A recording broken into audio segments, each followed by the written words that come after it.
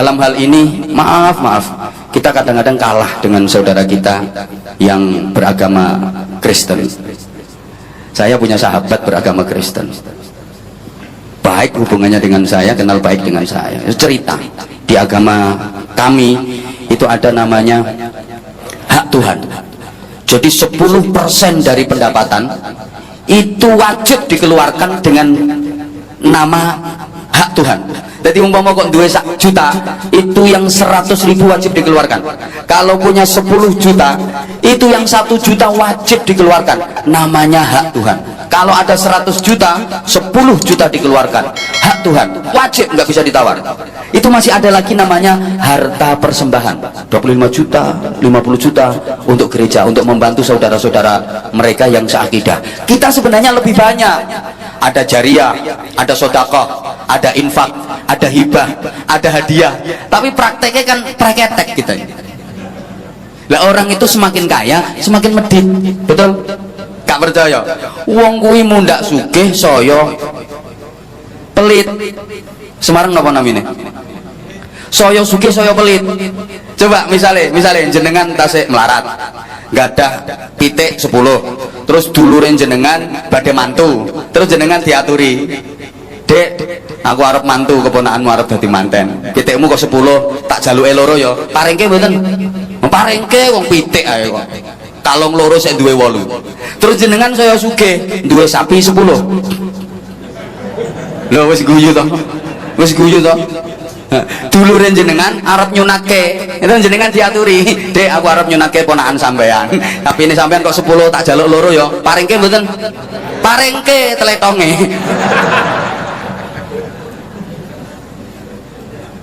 Maka dengan zakat kita diajarkan untuk disiplin sosial. Haji itu disiplin hati. Allahumma sholli ala Muhammad. Nanti pembahasannya belakang kalau waktunya masih ada. Penyakit yang kedua, kurang rapi. Maaf, kita dalam soal kerapian, kebersihan kalah dengan saudara kita yang beragama lain. Kita punya innallaha yuhibbut tawwabina wa yuhibbul mutatahhirin. Bahkan di banyak tempat itu ada tulisan mic. Maaf, ini baterainya hampir habis. Nah, ini diantara hikmahnya kenapa saya mendekat ke dia. Kita punya an-nadzafatu minal iman. Di mana-mana banyak tulisan an-nadzafatu minal iman. Tapi coba yang mempraktekkan malah saudara kita yang beragama lain. Maaf banget, tempat ibadah kita, masjid, musola itu kalah bersih, kalah rapi, kalah harum dengan gereja, pura, wihara, kelenteng, wangi-wangi. Sama nek mlebu nang gereja, wangi-wangi, nang kelentenge wangi-wangi, ono dupoe terus. Ayo coba nang masjid desa sampean, sampean mlebu jedinge. Pesinge 17 derajat, koyo fadilah sholat jamaah. Oh, di dalam masjid itu ono telek cecek, kok gak disuceni, malah dibunderi kapur wer karo ditulisi awas telek. Allah ya karim. Harusnya yang mempraktekkan itu kita, umat Islam Indonesia, karena negara di dunia ini dengan prosentase penduduk beragama Islam terbanyak adalah Indonesia. Yang punya kita, tapi yang mempraktekkan yang lain. Yang punya innallaha yuhibbut tawwabina wa yuhibbul mutatahhirin kita. Yang punya an-nadzafatu minal iman kita. Tapi coba, kota di dunia ini yang terkenal paling bersih, 1 Tokyo, 2 Singapura, yang dua-duanya bukan negara Islam. Halo, dulu sebelum pandemi saya alhamdulillah ya jelek-jelek kayak gini sering ngaji ke luar negeri. Beberapa negara sudah pernah saya sabah. Wis tau tak sobo kuwi lho. Ya. Hong Kong, Taiwan, Singapura, Malaysia, Brunei, Korea, Jepang dan beberapa negara Eropa. Kowe ngomong kok kaya gak percaya ngono modele. Ana sing teko, ngopo mrono ngarit. Ngopo yang ngarit golek ke santri kok. Pandunganipun Habib. Di pesantren kula ada 1.200 santri yang semuanya free, bebas biaya. 300 sekiannya yatim piatu dan yatim piatu. Pandunganipun Habib. Pandunganipun. Nah, iku lek ku mbandani yo ngarit tekan luar negeri bareng ngono kuwi. Pernah ke ketika di Hong Kong, di Singapura, biasanya saya sama panitia itu kan diajak jalan-jalan, diajak tur. Pernah diajak naik perahu loh, perahu apa tuh jenenge aku lali, Star Ferry. Itu di sungai, Masya Allah sungainya itu bersih jernih. Saya nyari sampah satu aja nggak ada, nyari bekas botol air mineral itu ibu nggak nemu, golek plastik siji nggak nemu, bersih jernih airnya, sampai iwak cilik-cilik ketok kabeh. Masya Allah. Coba kali Semarang ora ketok banyune, terimpul apa wae kuwi. Kita punya ar-rashi wal murtashi finnar, yang nyuap dan yang disuap sama-sama masuk neraka. Tapi coba negara yang paling bebas dari korupsi satu, Tiongkok malahan, bukan negara Islam. Karena di Tiongkok koruptor dihukum mati, disiapkan peti mati, berani korupsi, berani masuk peti mati. Lah nang Indonesia pejabat nek gak korupsi kuwi saru. Ora entuk bolo. Lah kabeh korupsi, aku kok gak korupsi dhewe, ora entuk bolo aku. Ngapunten Bu, ngapunten. Saya kalau bahas korupsi yang saya contohkan pejabat, karena setahu saya yang korupsi itu ya pejabat. Pengen ini jani ya pengen, tapi gak ada kesempatan nih. Nomor loro gak ada carane. Ya Allah ya Karim. Ya, kita punya as-sariqu was-sariqatu faqta'u aydiyahuma.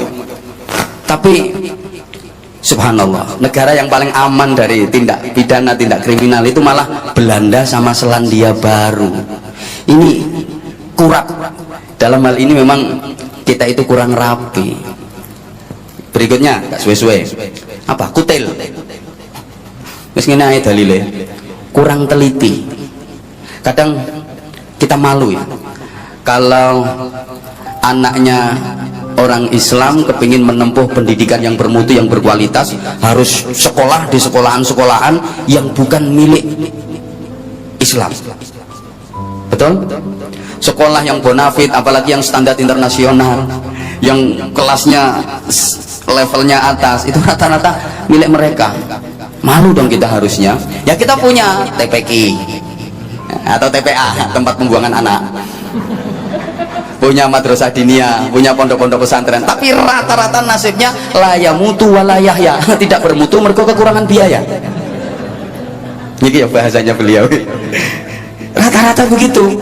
Karena mohon maaf banget, maaf Ibu ya, alokasi anggaran untuk TPQ madrasah diniyah itu, maaf Ibu ya, sangat minim di mana-mana gitu ya. Mudah-mudahan Semarang ini habis ini naik. Padahal sampai apa mana ustadz-ustadznya, kiai-kiai ini belas gak diperhatikan. Padahal jasa para ustadz, para kiai dalam membimbing umat, membina moralitas dan mental masyarakat luar biasa, menekan kriminalitas. Sopo sing nuturi masyarakat, sing nuturi umat, arep nakal ora sido, arep jahat ora sido, iku kiai sing bimbing. Tapi pemerintah kurang perhatian karo kiai. Camat itu dikai mobil dinas, padahal camat itu jasanya opo. Ayo coba salah satu perwakilan camat ngadeko ngomong jasamu nunggone masyarakat opo, paling nih tanda tangan eret-eret stempel cetok ngono dikai mobil dinas. Wayahe yo kiai-kiai kuwi sing dikai mobil dinas. Apa mana sing model kiai keluyuran kaya aku ngene iki, penggaweane wiritan, wirawiri turut ratan. Ini lho nggih to. Dengan adanya para kiai yang membimbing umat, membina moral masyarakat, tindak pidana, tindak kriminal bisa ditekan. Tugasnya polisi malah jadi enteng. Enteng tugasnya polisi. Coba polisi yang anggotanya mek piro dibanding karo wong sing nakal, gak imbang. Sapa sing berjasa? Ya para kiai. Makanya iki arep tak usul kiai kudu oleh mobil dinas. Habib Umar jihad berjuang ya mono yamini. Ayo wali kota kayak mobil dinas ora? Kursi roda dinas sih sampai apa? Masya Allah, wayahe beliau ini sing diparingi mobil dinas tutu camat. Tarik kabeh mobilnya camat-camat. Jasamu apa?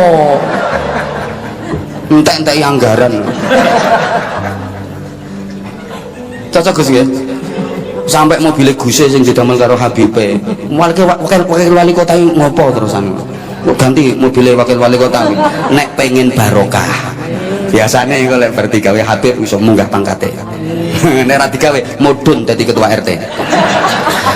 Biasanya ngono.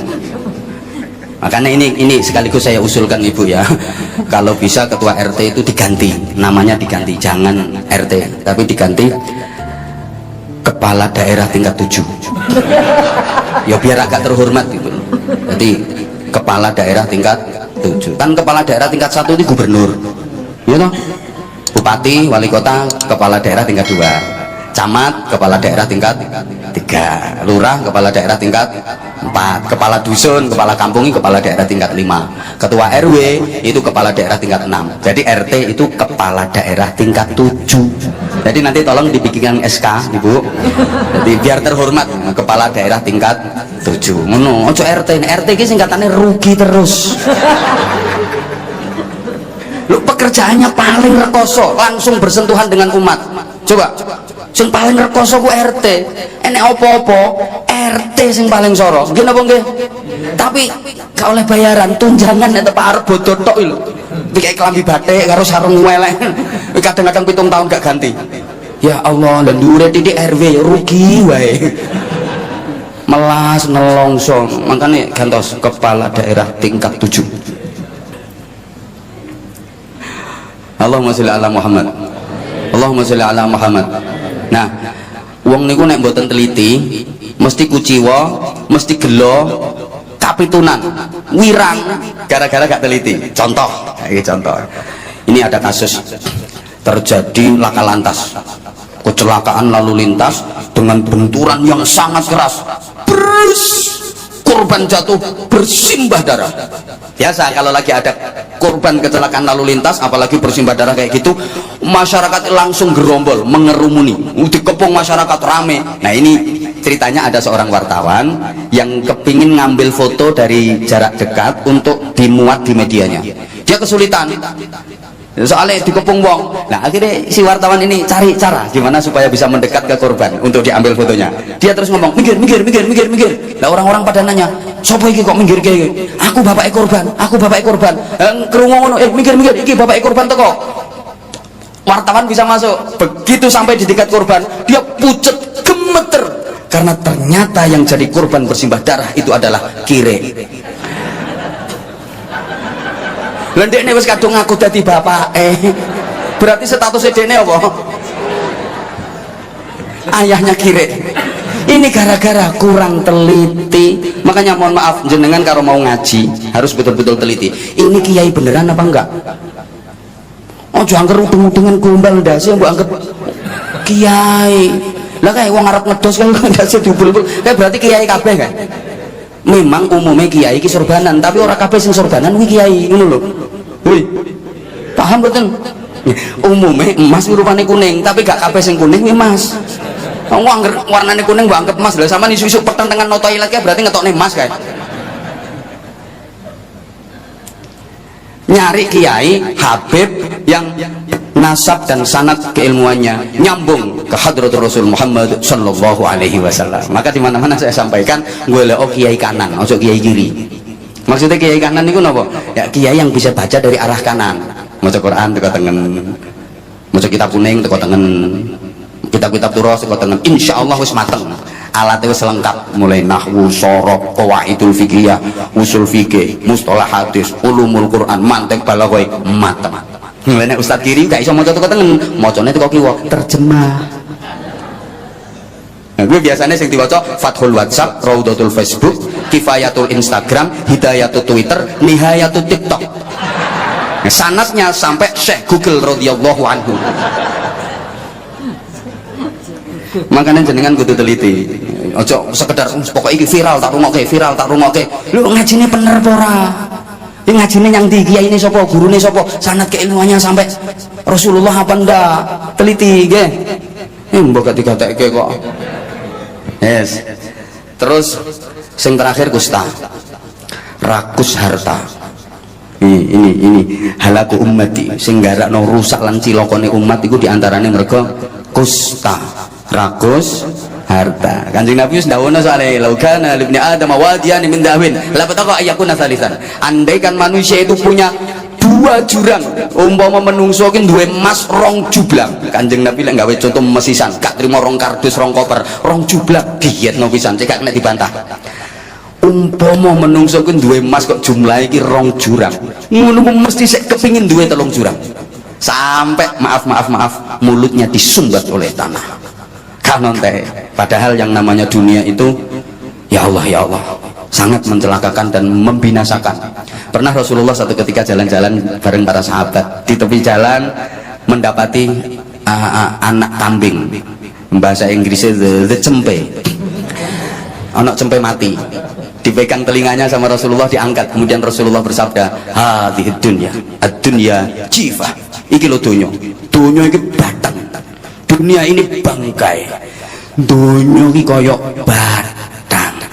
Makanya orang itu kalau sudah mukasyafah, ya Allah nyawang dunia gak seneng blas, gak seneng blas. Contoh Sayyidina Abu Bakar Siddiq radhiyallahu taala anhu, ketika Rasulullah menawarkan siapa yang mau menginfakkan hartanya untuk perjuangan agama, Sayyidina Abu Bakar Siddiq ngacung, kula Kanjeng Nabi pinten sedoyo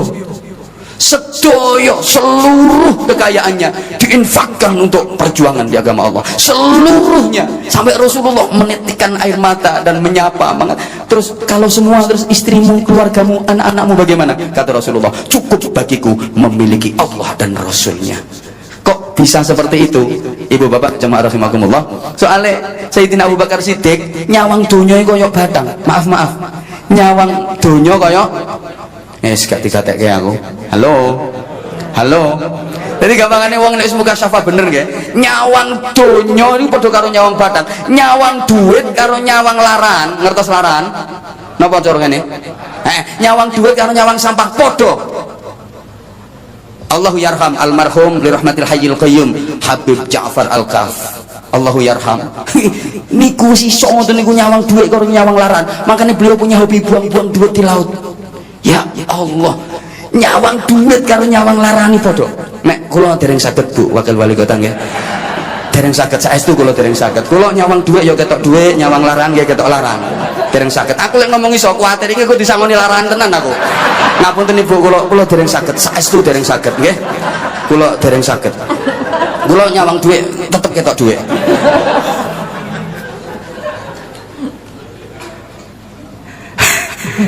Pun Habibin niki soalnya badhe wonten agenda meleh dateng Kudus, dateng Jepara. Dadi kula mboten bijaksana lek kula dawak-dawakake. Dadi penyakit sing napa wau? Yo lali to. Kudis, kurap, kutil, kusta niku gara-garane kuman, kurang iman. Ingat jemaah sekalian rahimakumullah, soal keimanan di awal tadi sudah saya singgung, sudah saya sebutkan. Iman ini motor penggerak amal solih sekaligus rem dari melakukan kemaksiatan. Kula jenengan iso ngelakoni ibadah, iso sholat, iso poso, iso zikir, iku mergo didorong iman. Nah, kula jenengan iso ninggalno nyolong, ninggalno zina, ninggalno judi, ninggalno ngrasani, ninggalno gak tukaran, niku mergo direm karo iman. La yasriku sarikun hina yasriku wa huwa mu'minun wa la yazni zanin hina yazni wa huwa mu'minun. Maling gak bakal nyolong janji duwe iman. Anane nyolong mergo imane pas ilang. Makanya diarani maling, amale wong sing ora eling. Ini bahasa Jawa kan seperti itu. Guru kudu kena digugu lan ditiru. Utawa guru ki nek minggu turu. Libur. Lemah jare gelem ditike omah tanah tatanane genah, bumi ditanduri tebu iso semi. Basa kramane siti mergo isine wong mati. Basa Jawa ngono.